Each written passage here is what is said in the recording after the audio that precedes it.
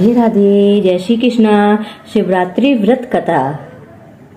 श्री शिवाय नमस्तुभ्यम। हर हर महादेव, हर हर महादेव। एक बार चित्रभानु नामक एक शिकारी था। पशुओं की हत्या करके वह अपने कुटुंब को पालता था। वह एक साहूकार का ऋणी था, लेकिन ऋण समय पर न चुकाने से साहूकार ने क्रोधित होकर शिव मठ में बंदी बना दिया। उसको शिव मठ में बंदी बना दिया। संयोग से उस दिन शिवरात्रि थी। बंदी रहते हुए शिकारी मठ में शिव संबंधी धार्मिक बातें सुनता रहा। वहीं उसने शिवरात्रि व्रत की कथा भी सुनी। संध्या होने पर साहूकार ने उसे बुलाया और ऋण चुकाने के लिए पूछा तो शिकारी अगले दिन सारा ऋण लौटा देने का वचन दिया। साहूकार ने उसकी बात मान ली और उसे छोड़ दिया। शिकारी जंगल में शिकार के लिए निकला, लेकिन दिन भर बंदी गृह में रहने के कारण भूख प्यास से व्याकुल था। सूर्यास्त होने पर वह एक जलाशय के समीप गया और वहां एक घाट के किनारे एक पेड़ पर थोड़ा सा जल पीने के लिए लेकर चढ़ गया, क्योंकि उसे पूरी उम्मीद थी कि कोई न कोई जानवर अपनी प्यास बुझाने के लिए यहाँ जरूर आएगा। वह पेड़ बेलपत्र का था। उसी पेड़ के नीचे शिवलिंग भी थी, जो सूखे बेल पत्रों से ढके होने के कारण दिखाई नहीं दे रहा था। शिकारी को उसका पता न चला।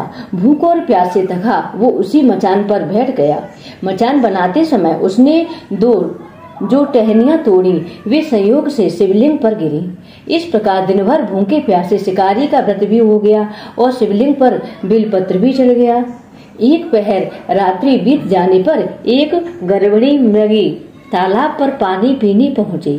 शिकारी ने धनुष पर तीर चढ़ाकर ज्यों ही प्रत्यंचा खींची, उसके हाथ के धक्के से कुछ पत्ते एवं जल की कुछ बूंदें नीचे बने शिवलिंग पर गिरी और अनजाने में ही शिकारी की पहले पहर की पूजा हो गई। मृगी बोली, मैं गर्भिणी हूँ, शीघ्र ही प्रसव करूंगी। तुम एक साथ दो जीवों की हत्या करोगे तो यह ठीक नहीं है। मैं बच्चे को जन्म देकर शीघ्र ही तुम्हारे समक्ष प्रस्तुत हो जाऊंगी, तब मार लेना। शिकारी ने प्रत्यंचा ढीली कर दी और मृगी जंगली झाड़ियों में लुप्त हो गई। कुछ ही देर बाद एक और मृगी उधर से निकली। शिकारी की प्रसन्नता का ठिकाना ही न रहा। समीप आने पर उसने धनुष पर बाण चढ़ाया। कुछ बेलपत्र नीचे शिवलिंग पर जा गिरे और अनायास ही शिकारी के दूसरे पहर की पूजा भी हो गई।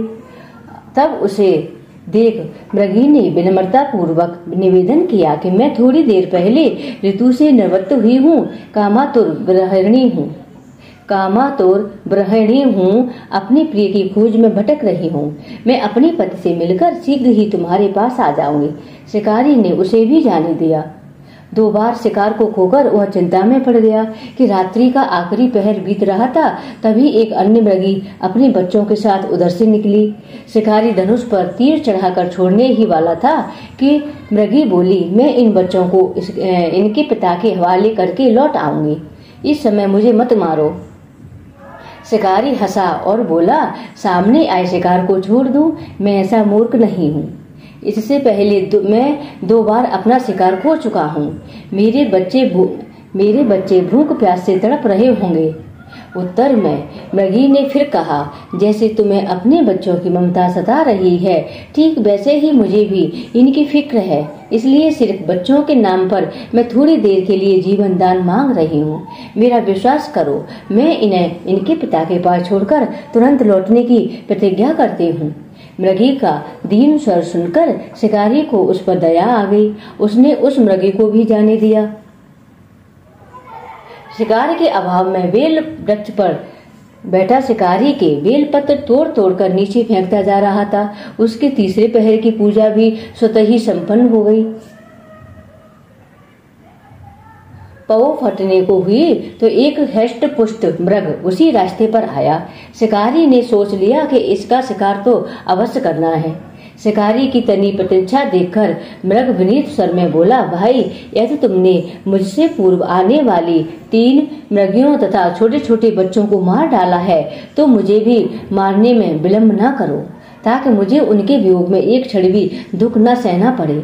मैं उन मृगियों का पति हूँ। यदि तुमने उन्हें जीवन दान दिया है तो मुझे भी कुछ क्षण का जीवन देने की कृपा करो। मैं उनसे मिलकर तुम्हारे समक्ष उपस्थित हो जाऊंगा। मृग की बात सुनकर शिकारी ने सारी कथा मृग को सुना दी। तब मृग ने कहा, मेरी तीनों पत्नियां जिस प्रकार प्रतिज्ञाबद्ध होकर गई हैं, वे मेरी मृत्यु से अपने धर्म का पालन नहीं कर पाएंगी। अतः जैसे तुमने उन्हें विश्वास पात्र मानकर छोड़ा है, वैसे ही मुझे भी जाने दो। मैं उन सब के साथ तुम्हारे सामने शीघ्र ही उपस्थित हो जाऊंगा। उपवास, रात्रि जागरण तथा शिवलिंग पर बेलपत्र चढ़ने से शिकारी का हिंसक हृदय निर्मल हो गया। उसमें भगवत शक्ति का वास हो गया। उसके हाथ से धनुष तथा बाण छूट गया और उसने मृग को जाने दिया। थोड़ी ही देर बाद वह मृग सपरिवार शिकारी के समक्ष उपस्थित हो गया ताकि वह उनका शिकार कर सके। किंतु जंगली पशुओं की ऐसी सत्यता, सात्विकता एवं सामूहिक प्रेम भावना देखकर शिकारी को बड़ी गिलानी हुई।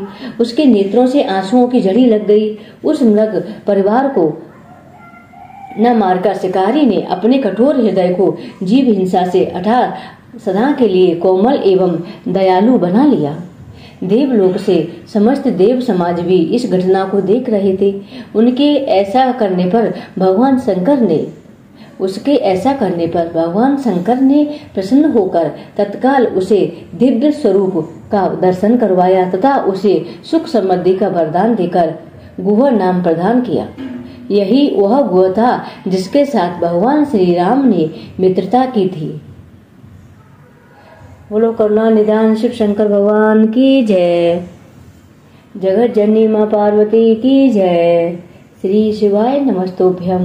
हर हर महादेव। ओम नमः पार्वती पतये हर हर महादेव। ओम नमः पार्वती पतये हर हर महादेव। ओम नमः पार्वती पतये हर हर महादेव। ओम नमः पार्वती पतये हर हर महादेव। ओम नमः पार्वती पतये हर हर महादेव। ओम नमः पार्वती पतये हर हर महादेव। ओम नमः पार्वती पतये हर हर महादेव। ओम नमः पार्वती पतये हर हर महादेव। ओम नमः पार्वती पतये हर हर महादेव। ओम नमः पार्वती पतये हर हर महादेव। ओम नमः पार्वती पतये हर हर महादेव। ओम नमः पार्वती पतये हर हर महादेव। ओम नमः पार्वती पतये हर हर महादेव। हर हर महादेव। हर हर महादेव।